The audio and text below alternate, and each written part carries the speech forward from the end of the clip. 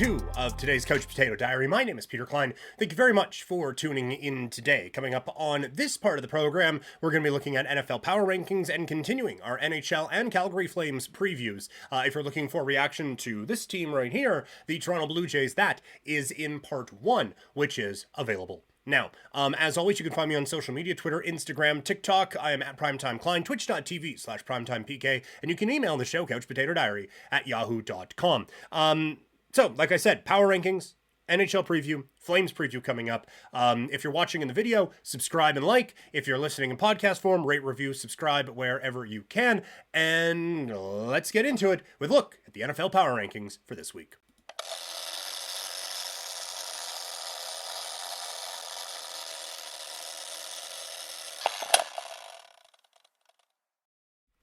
All right, let's do NFL Power Rankings here. We will start at the bottom. It's the Chicago Bears again.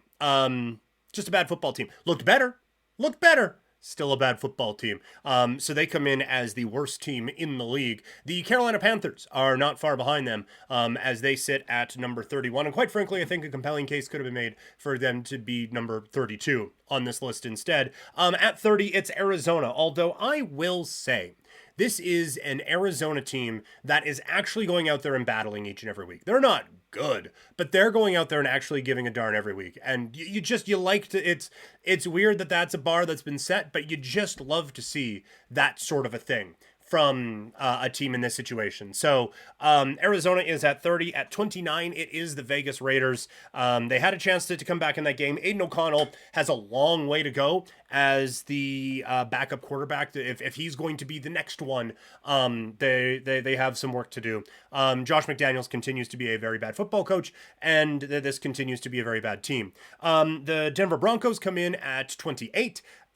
So your bottom 5, Denver, the Raiders, Arizona, Carolina, and Chicago. Again, I think it's going to be real interesting what Arizona does at the quarterback position in this draft.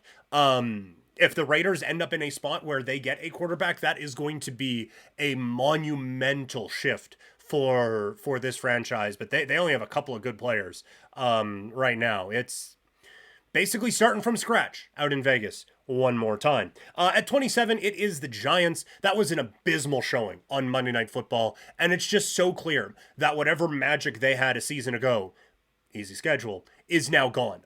This is not a great football team that we are seeing out there each and every week for the New York Giants, that they are just getting absolutely walloped at every instance, and it's becoming an issue for them here. And you look, let's take a look here at the schedule, because that was the reason I was saying that it's a must win is because of where they are at now in the in their schedules. They are at the Dolphins this week. You think that Dolphins team gonna be a little upset about what transpired last week? So they have at the Dolphins, then at the Bills on Sunday night, home against the Commanders, home against the Jets. So that there's a couple of games there, but these next two have a chance to just absolutely bury the Giants, who are already coming into this game at 1-3. They could be 1-5 going into a divisional matchup against Washington, and then your crosstown rivalry game against the New York Jets. It's a problem right now for the Giants. At 26, it is Minnesota. Not a whole lot to add. It just, again, everything that was supposed to regress for this team has, and they're just bad. They're a bad football team, man. At 25, it's the Indianapolis Colts. They're hanging with some decent teams. They are picking up wins where maybe they weren't expected to, but overall, this is still a work in progress. I'll be interested to see what impact Jonathan Taylor has on this football club, as he is eligible to come off the PUP. But man, oh man, it's been better than I thought, at least, for the Indianapolis Colts this season. At 24, it's New England. They are in a spiral right now. They lost two of their most important defensive players, and Mac Jones has lost his mind. He's just not a good quarterback, and he is not the quarterback of a team that is going to elevate away from defensive issues that they may have with those players banged up. So the real shining spot for this team is gone, and it could get real ugly real quick out in New England. It's already a little ugly because they're now behind the Jets in the power rankings. The Jets at least hung with Kansas City. Zach Wilson showed that there might be something there to maybe work on and mold out of that clay or whatever. But for now, it ain't great. They are at 23. At 22, it's Atlanta. The rest of the roster is great, but the quarterback is a major problem. I would imagine we're going to see Heineke here before the month of October is out. He is just... Ritter's not it. It's so clear that Ritter is not it, that I think you have to make a move if you are Atlanta. At 21, it's Washington. Poor coaching maybe cost them the win against the Philadelphia Eagles this week, but they still have issues. I don't really know what they're great at, and Sam Howell I don't think is the guy. At 20, it is the New Orleans Saints. That's a rough loss for New Orleans this week. The defense showing some holes. Offensively, that there's some work that needs to be done, but it's just not a dynamic team right now. At 19, it's the Houston Texans. I said I took the Houston Texans for granted. They have now moved out of the bottom 10, or the bottom 12, I guess, into around the middle ground. There are real things to like in Houston, and they're showing that on a weekly basis. At 18, it's the Rams. That this offense, again, has opportunities to kind of step up and elevate now with Cooper Kupp. Interested to see how he and Puka Nacua kind of fit together, and where does Tutu Atwell fit in all of this. But the Rams might be sneaky good. At 17, it's Pittsburgh. That defense is really good, but the offense is just so terrible. Kenny Pickett is bad. The play calling with Matt Canada is atrocious. And now there's calls that Mitch Trubisky will come in and help shake things up. Boy, oh boy, when that's the thing you're going to, that's a problem. But everything else around it has this team where they need to be. At 16, it's Cincinnati. And this is based all on reputation. That was an abysmal loss this week. It feels like it's spiraling right now out in Cincy. At 15, Green Bay, a lot of the good vibes gone with a shellacking at the hands of the Detroit Lions on a short week, but still not ideal. At 14, Seattle. 13, it's the Titans. They feel like they're kind of back on track and right around where they should be. At 12, it's Cleveland. I'm not going to ding them too much. They were in the top 10 last week. Not going to ding them too much, but because they had a backup quarterback in. But I think we saw like maybe the thought that this defense is going to be historically good might take a bit of a step back. At 11, it's Detroit, banging on the door to that top 10. I might be stubborn in keeping Jacksonville there, but they get a win to get back on track. At 9, it's the Chargers, who almost screwed up another one against the Raiders this week. At 8, it is your Tampa Bay Buccaneers. 7, the Baltimore Ravens. That was against the defense that everyone was really hot and bothered by. They come up and put up points. That's a good showing from them and a nice reminder that this is still a team to really be worried about in the AFC North. At 6, the Dallas Cowboys don't really move after a beatdown of New England. At 5, it's Miami. I still, like I said, I'm not just burying the Dolphins based off of one loss against one of the better teams in the league, but some things need to improve, for sure, out in Miami. That defense kind of needs to catch up to the reputation of Vic Fangio. At 4, it's Philadelphia. I can't put them any higher based off of, like, they're still high, they're in the top 5, but can't put them any higher based off of the struggles they had against Washington. At 3, it is Kansas City. Number 2, San Francisco, and a statement win puts the Buffalo Bills as the number 1 team in this week's NFL Power Rankings.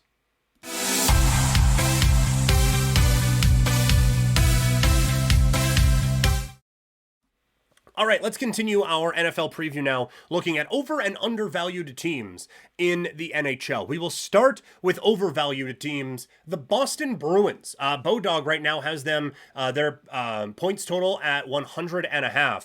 I get, like, there was going to be regression anyway because they put up a historic win total a year ago. But even if they dropped, like, 10 wins, just from that, you would have to assume, right? Like, the historic win total isn't their base. That's kind of their best case scenario. So you have to think they come down a little bit. Then you lose Bergeron and Krejci. To use the baseball method, would they be like, Bergeron would be like a 5, 6, 7 win player. So there's, let's say 12 points. Krejci probably a 3-win player at this point. So there's another 6. You keep bringing it down a little bit. I just don't see how this team gets 100 points this year. Maybe they're a playoff team, but I just don't see them getting 100 points this year. Next, on the opposite end, I have Chicago at 72.5.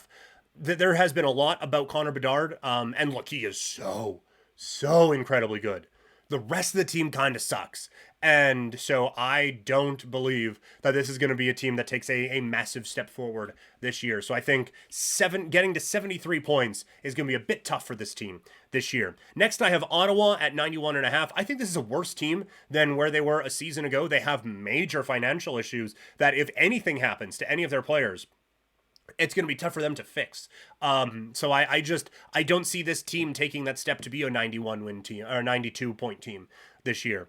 The Pittsburgh Penguins at 96.5 points. I don't view them as that type of a team, and I don't know if they had the offseason to get them back to being that type of a team. And maybe you look at Kyle Dubas being there as someone who's going to be aggressive in season to help elevate this team a little bit more. But it sucks because you love Crosby and Malkin and all of those guys. And maybe with Erik Karlsson, there's the elevation, but you have to think last year was kind of best case scenario for him. I just don't see it with the Penguins. I think that this is a roster, and this is a point total that is given based on reputation. And I don't view this as a team that is a real serious threat in the Eastern Conference. And a team to get to close to 100 points, not a chance. In a competitive Eastern Conference, no way. Buffalo, same thing, 92.5 points. They took a bit of a step, and maybe there is an improvement there, but I think if you're buying the over on the Buffalo Sabres right now, you are kind of looking at best case scenario for everything. And when has that happened in Buffalo or with any team, right? Like, I don't think you're building in any risk with that group. So I think Buffalo, while they're going to be fun and they're going to be, I think, elevated a little bit, difficult Eastern Conference, I think maybe they don't take as big of a step as people are saying. So if there are overvalued teams, there would have to be undervalued teams. Yes. So let's look at our undervalued teams. First, Detroit at 85.5 points. That they make a, I think, really good trade to go out and get DeBrincat. They had made a few win now moves around a decent young core that I think is going to help move this team up. And so to get Detroit not even needing to get to 90 points, I think that's a huge win. So I think Detroit is a little bit undervalued. I think the Jets at 91.5 points are a little undervalued. There's obviously turmoil there, but I think a lot of people's expectations that the Jets were going to fall off was based on the thought that they were going to blow this team up. They haven't. And you still have very talented people on this hockey club and a decent enough coach, I think. So I think that this is a Jets team that's going to surprise a lot of people this year. And so I think they're a little undervalued at 91.5 points. New York Islanders, 91.5. I think a full year with Bo Horvat. And this is just an Islanders team that always gets to around 90 points. So maybe I am ignoring a few things like what I just said with Buffalo. You're basically buying best case scenario. You're probably doing that here with the Islanders, but I just think they have the goaltending. They have the forward group. The defense is fine. I just think they have the all-around team to continue to be in that 95, 96 point range. So I think they're a bit undervalued here. And then two teams with Stanley Cup odds that I thought really interesting. Vegas, I think, is undervalued this year. They have the defending champions have the fifth best odds to win the Stanley Cup. Now, they didn't bring in anyone huge. They lost a little bit, but I think they could afford to lose and still be ahead of a lot of people. So the fifth best odds to win the Stanley Cup seems almost insulting to me. And the Tampa Bay Lightning at plus 2,000 to win the Stanley Cup. Yes, Vasilevsky's going to be out for the first couple of months, sorry. But one of the best goalies in the world is still going to be around playoff time probably. And that this is still an incredible roster. And now they've had the quick playoff exits. They had the longer offseason to maybe rest up a little bit and take another charge at it. To have them almost middle of the pack when it comes to Stanley Cup odds is wildly undervaluing the Tampa Bay Lightning. So those are five teams that I think are overvalued and undervalued coming into this season. Now let's look at the Calgary Flames.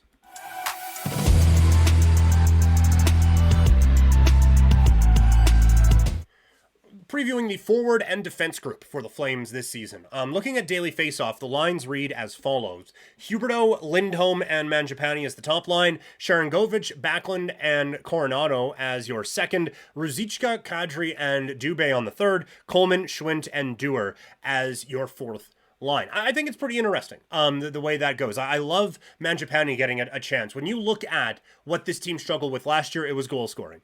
And a lot of the goals went right out the door with Tyler Toffoli being moved for Sharangovich. But for Mangiapane, like for this team, if they're going to find some of those goals that they A, needed to make up, and then B, really needed to make up to catch up with the rest of the league, Mangiapane, I think, is going to be someone who has to be at the front of it. Like, the obvious one is Huberdeau has to be better. If he is just like 65-point guy, then this team is fucked. Like, they are remarkably screwed if that is the case. So he needs to find that playmaking ability that got him to be one of the top players in the world. He needs to find that again. But I think this is a good combination. Huberdeau, excellent playmaker. Lindholm, phenomenal shot. And Mangiapane is a fantastic puck retrieval guy who can also put the puck in the net. We've seen to the tune of 30 goals. So I feel like this line really balances off of each other really well. That second line is interesting. We've talked before about how Backlund was kind of the get-right guy for everyone, but he usually was only having to get one guy right at the same time. It's a lot of responsibility now to have Coronado and Sharangovich both on his line. I do think that he can handle that, though. And if you can turn a Backlund line into a scoring line, boy, that really does help you. I think Sharangovich's goal numbers are going to go up this year. I think he's going to get more opportunities on the power play. Coronado has shown an offensive upside that gives you a lot of optimism around this club. Third line, Ruzicka, Kadri, and Dubé feels like they would be a disaster to play against. They would be really difficult. This would be, even though they're not like all of them physically heavy, I think this would be a heavy line, a grinding line to play against, and one that you feel comfortable throwing out in most situations. One that I think would be fine in its own end, but also be able to put the puck in the net. And then a fourth line of Coleman, Schwint, and Dewar just feels like a lot of energy going on with that line. So overall, you like how this team stacks up. If players get hurt, I think that they will be more comfortable throwing some young players in to provide that spark. Pelche being out really sucks, and I think really changes the dynamic of how you put this team together. And it hurts the forward depth if players do get hurt, but I think there are enough interesting young players that they'll be okay. The kids do need to step up, like Coronado and Sharangovich have to be, I think, kind of have to have the offensive upside that people are expecting for them, for this team to make any kind of noise as constituted right now. The kids just have to be what everyone has been saying that they could be for a couple of years. But obviously the main one is Jonathan Huberdeau. If he's just bad, then this team, quite frankly, doesn't have a hope. On the blue line, it is Uyghur Anderson, Hanifin Tanev, and Zadorov Osterley. Again, all of these courtesy of Daily Faceoff. It's a strong group. It's a really strong group. I think Uyghur has a chance to break out this year. I think Rasmus has another level to get to. There's obviously question marks around Hanifin and his desire to not want to be a Calgary Flame anymore. And Tanev is just solid. I worry about the depth. This is a blue line that has a couple of guys who have a tendency to get banged up. And that would be an issue because I don't think there's a ton behind these guys that you feel comfortable about. If Shillington comes back, I think that changes the entire dynamic of this. But this is a group on paper that should be a good hockey team. But we are so burned by what we saw from this team a year ago that it's tough to fully back them right now. But if everyone kind of plays the way that they can, I'm not even saying you get best case scenario out of everyone, but if they just play somewhere in the like reasonable realm of this is a good version of you, then this should be a team that is competing for a playoff spot. We can get into bigger conversations about should that matter, should this team build forward and all of those things, but just looking at this team on paper, this is a good hockey team. But it's in a division with great hockey teams, and that's going to be a real problem for them, I think, pretty soon. So there's optimism. There's reason for optimism around this forward group and around this blue line, but it needs to be a whole lot better than it was a season ago.